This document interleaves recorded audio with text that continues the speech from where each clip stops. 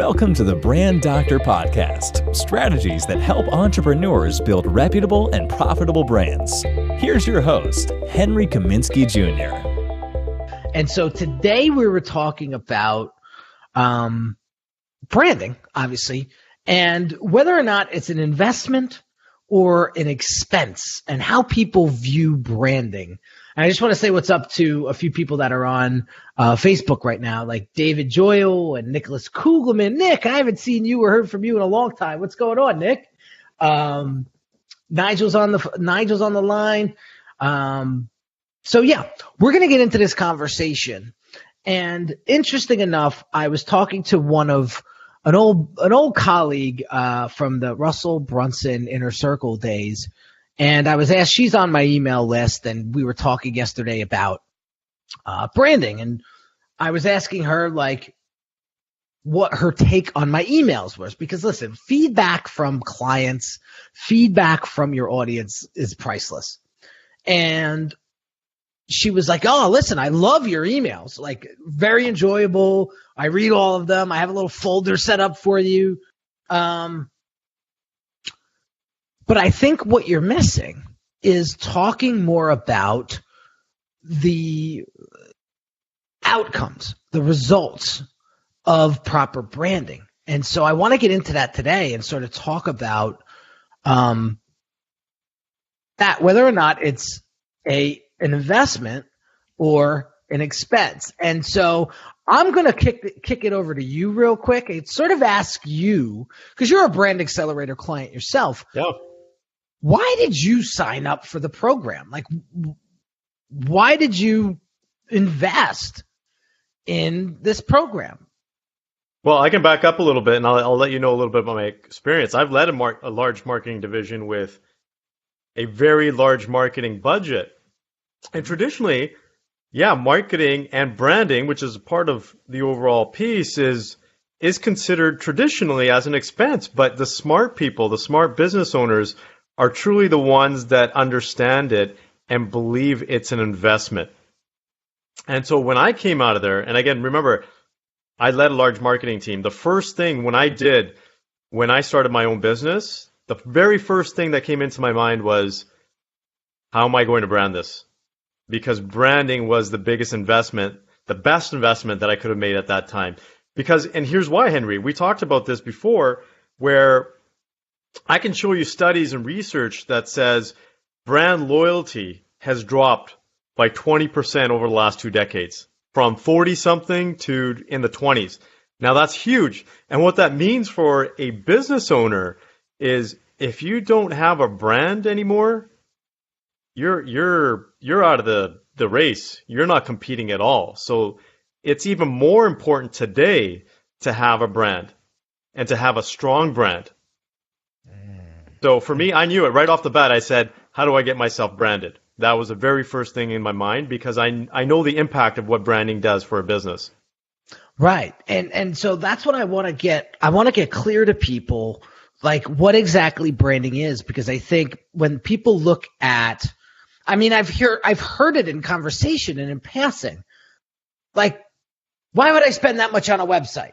Why would I spend that much on a logo? Why would I dump that kind of money into those specific, projects?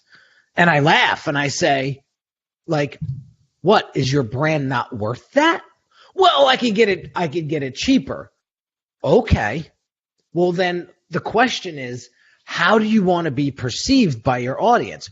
Who do you want to truly attract? Because I don't know about you, Pradeep, but I can smell a Fiverr job and I can see a Fiverr job from a mile away. Yeah, and so, exactly. My question is, how much do you perceive your self-worth to be? And the question that I asked yesterday on an email was, look yourself in the mirror and ask yourself, what am I worth? And then take that dollar amount, whatever it is, and invest it back into you and your business, like today. Like, don't wait another day. Well, I would even take it one step further, Henry. It's what is your business worth? What's your business worth? That's really the question, is what is your business worth? That's true. See, I work with personal brands. That's who I love to work with. And so when I say, look at yourself, I mean, they are their business. Yeah, exactly. Right? So I say to myself, if you don't think that you're worth 20 grand, then what makes you think other people are going to look at you and think you're worth 20 grand? That is so bang on. So bang on. It was so funny. Like, I told this story a couple times. My uncle, when I was just getting out of college, he helped me interview in a couple different places. And one was at the hospital, which I wound up working at for 8 years. And I remember going into HR and talking to them, sort of trying to figure out what position would be a good fit for me. And they gave me the annual salary, and it was like $32,000. It was like nothing. And I remember speaking to my uncle the next night, that night, because he called me and he was like, how'd it go? And I was like, well, went okay. I was like, but the salary is like $32,000. Like, I don't know if I could live off of that. And I remember him saying to me, tell him you want 50. Yeah. And I looked at him and I was like, 50? I'm a 22-year-old kid right out of college. And he said to me, what? You don't think you're worth that? Yeah, big lesson there, isn't it? So here's what happens. So I go back for the second interview a day or two later. I sit down, we pick out the job, and she's like, all right, it's 32,000. I said, well, that's an issue. Like, we need to, I want to discuss salary. And she says, well, what were you looking to make? And I said, 50. And she kind of laughed. And she was like, but you have no experience. Like, you're right out of. And I said, okay, can we meet in the middle? So each position there. Negotiate. Yeah, each position there had like a ceiling. Like, they could only go so high with the salary in that particular position. And so I was able to bump it up a few grand. I mean, it wasn't anywhere near 50, but I was able to bump it up. But had my uncle not say that to me, I'd have went in there and said, all right, I'll take it. And I wouldn't have thought anything of it, because I actually view myself as, at the time, as invaluable, because I was a college kid. I had zero experience. I saw all of that, but he saw something different. And that's perspective. Well, do people, and I'm still trying to wrap my head around this as well, because you said you work with personal brands. I think the question that I'm going to ask you this question is, do people understand the importance of what a brand does and how it differentiates you in the early stages? Like, if we go back into branding 101, the most important thing is brand awareness. And if you have no brand awareness, no one's going to buy from you. It's like, we found this bake shop, which is just one town over from us, 10 minutes, and they have gluten-free, nut-free, basically everything free cupcakes. And these things taste awesome. And they produce the best quality stuff, but until we actually drove by it and saw the sign, we really didn't know that it existed. So you have to have that brand out there. You have to have that brand to catch people's attention before they even think about buying from you. If they don't know you exist, they're not going to buy anything. And that's really what branding does, is it makes you stand out, don't you think, from everybody else? 100%. And it's so funny. I was in passing on YouTube today at lunch, and I don't know if you know who Andy Frisella is. No clue. Andy Frisella is he's a big Instagram influence. He's got a couple big companies that he uses, that he's built literally from nothing.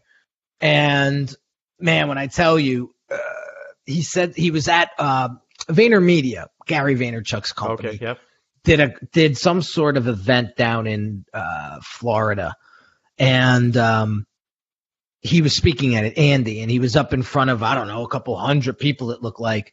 And he was talking about personal branding. And one of the things that he said was, so many of us, all of us, have been coached and taught to be like something else.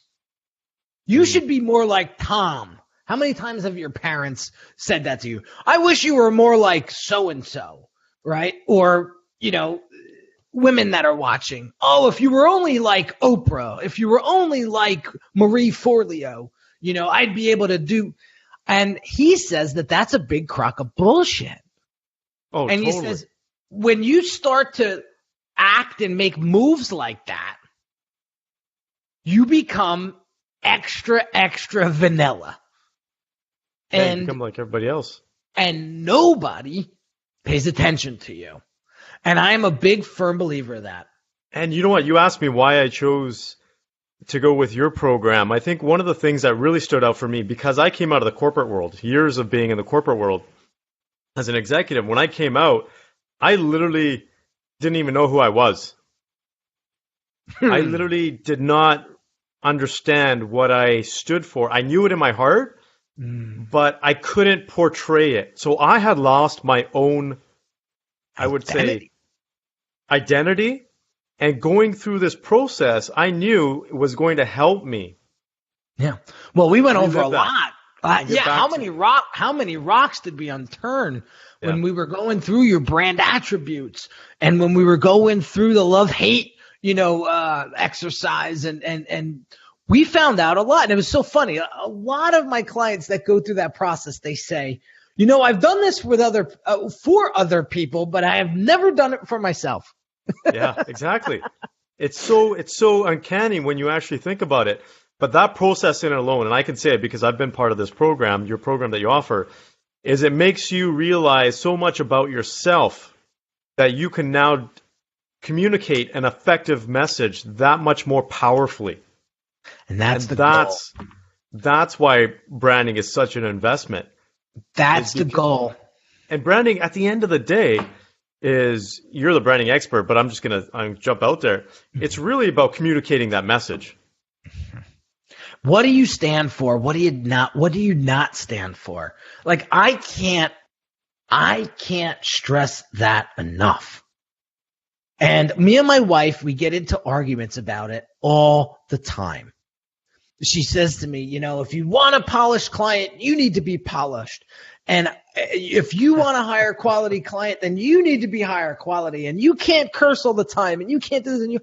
And I tell her, I wish I could be that person that you are describing, but I'm not. And I don't plan on ever being that. So I will put myself out there the way I feel most comfortable. And I'm going to let that attract that person and be done with it. And be done with it. And that's so important. I was sharing this with one of the business owner that I was working with, and all of my clients, I would say 90% of the clients and business owners that I work with, I never had to pitch them anything. I never had to really lead with the product or service I offer. It all came down to my message. It all came down to what I stood for, how I communicated that, the confidence within that, which is all part of the brand, personal branding. And later, no one's ever asked me how much education I have or how much experience I had. They really went with me because they understood who I was as a person, what I stand for, and what I can deliver. And that's the key. That is the key. And so branding is not about fitting in. It's about standing out and finding who you truly are as a person. Because when you figure that out, it gets a hell of a lot easier to communicate to who it is that you want to attract. Because listen, at the end of the day, they say opposites attract, but 9 times out of 10, you're going to attract people that have similar values, They're going to believe in what you believe in. They're going to hate what you hate. And I happen to really work well with people that have like-minded values and are like-minded, are driven. They're not afraid to take chances, and they're going to put themselves out there, and they're just looking for the right guide to help them get to where they want to be. And so, I was just talking to another client about this before. I said, I'm not out there pitching or trying to explain to people how I can help them build a 40-person, brick and mortar office / business that's going, I've never built that myself. So that's not something that I can't provide value there. But if it's somebody like yourself that wants to leverage social media and leverage the assets and resources that you currently have and build your brand that way to help hundreds of people, thousands of people over time, that's why we're working together. There's just that synergy there. And look, now we're doing these lives on a weekly basis, and really getting people involved and getting that message out more. And it's just funny how things evolve over time, but branding's all about the messaging is absolutely right. And then the identity is the other half. If you want to demand higher prices and be looked at as a subject matter expert, then you need to show up that way, inside and outside. Or else there's a huge disconnect. Massively. If you take a look at it, so I'm the facts guy. I love to throw out facts here. So when you take a look at purchasing decisions, this is the most interesting thing that I think business owners need to understand, is that up to 90% of a customer's or client's purchasing decision is based on emotion. And people say, no way. No, it is actually proven with studies over, we're talking about decades, that purchasing decisions are based on how people feel and how they feel about your business. So you better darn hope that you provide a consistent message and that you're able to evoke those emotions from people in terms of, really representing the brand that you have. Right. Otherwise, you're doing yourself a disservice and you're doing your market and audience a disservice. And that's something that I really want to stress. And Paul Sabay, he corrected me. I was butchering his name for 3 weeks. He says, it's not Sabaj. The J is silent. It's Sabay. I go, now you tell me. But anyway, Paul says, it's a crowded marketplace. And if you're not standing out, you're going to get lost in the herd. And that's the point right there. That's the point right there. And so I know for a fact that I'm going to ruffle some feathers. I put a post out there on Sunday about how I asked the question, are you an order taker or are you a subject matter expert? And I remember that one. That, man, I pissed the guy Itai off, and Dave Wagenius, I forget his name. He was yelling at me, and I was like, dude, I'm just telling you where I stand. I don't care where you stand. You know what I mean? And if you disagree with me, I'm cool with that. But my clients don't hire me to tell me what to do. They hire me so that they know what to do. They're asking me the questions. And I said this yesterday, and then I got to go because I got another call. But I spend top dollar on this one particular mentor because he has a multi-million dollar agency. And I see this agency, Unique Designz, very similar to his in the next couple of years. Right? Working with select people, working for top dollar, and working with just the best of the best. I pay him to sit on a call with me for an hour and have him talk at me. And he tells me what to do.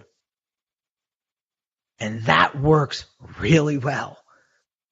And so now I go back to the camp and I execute on that. But if you're going to hire me to tell me I want it this way, then I'm not your guy. Because you know it all. You know it all already. What the hell are you paying me for? Yeah, exactly. And some people just don't get that. And so I'm cool with that. They don't get it. Not my client. Not a good fit. There's no right or wrong here. Don't be mad. And just get on with it. So continue to do what you're doing and continue to get the results that you are getting if you're happy with them. But if you're not, then you have to take action. You got to make a change. Otherwise, you will live a very mediocre life, and your business is just going to be a flat business. And well, you know what? Something that just popped into my mind, last thought here quickly, is if you throw a zebra in a group of horses, who's going to stand out or what's going to stand out? And that's really what branding does. You got to stand out. Amen to that. And what I found out, because I've done it for myself, is when you get true with who you are and you're able to articulate that in a concise and precise way to your audience, you will have a much better read on them. They will have a much better read on you, and you will draw that line deep, deep, deep in the sand.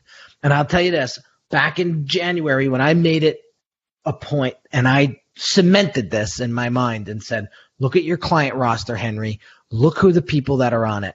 They're all personal brands. They're all coming to you because you have something that they want to learn from. So stick with that. That is what you're 1,000% awesome at. And so I said, listen, I'm not going to worry about Joe Schmo over there that I may be losing his business because he owns a brick and mortar, right? I don't care. I want to work with Jackie Smith or Pradeep Sangha, who is super focused on building their personal brand, because that's where I'm going to provide the most value, and those are the people that I'm going to help the most. And screw everything else. And man, so many people are afraid to do that. But when you do it, new lease on life, new lease on your business, and a much clearer focus on your messaging. And when you get clear at your messaging, that's what attracts. And at the end of it all, people are like, all right, well, what's the ROI on this? I'm going to put 20 G's into this brand. What is it going to get me? It's going to get you the right fit of clients, which is going to catapult your happiness and your revenue. Don't believe me? Come to Unique Designz for a day, and I'll show you. Awesome, man. I don't think you need to say anything else. I think that sums it up. That's it, guys. So listen, hope you guys have an amazing day. I already have Steve Snyder private messaging me. Bro, are we on? Right on. My bad, Steve. I'm coming. So for those of you guys that are Monica Klein, she's a brand new Brand Accelerator client. She just signed up today. We got everything kicked off today, which I guess our next call will be Thursday, but super, super excited to work with her. She is awesome. Going to be a rock star. So very excited. What's up, Monica? Sorry to put you on the spot. But thanks again for everybody that joined today. If you have questions, comments, either drop me or Pradeep a private message. We would love to get your feedback. We would love to drop a comment or question here. If you have any topics of conversation that you want Pradeep and I to address, let us know. And we will create future shows with those topics and even shout you out for it. So any parting words? Just have an awesome day, and we'll see you next week. Awesome. All right, guys, we're out. I'll talk to you soon. Take care. Take care. You've been listening to the Brand Doctor Podcast with Henry Kaminski Jr. To get your appointment with the doctor, visit Brand Audit at www.uniquedesigns.net.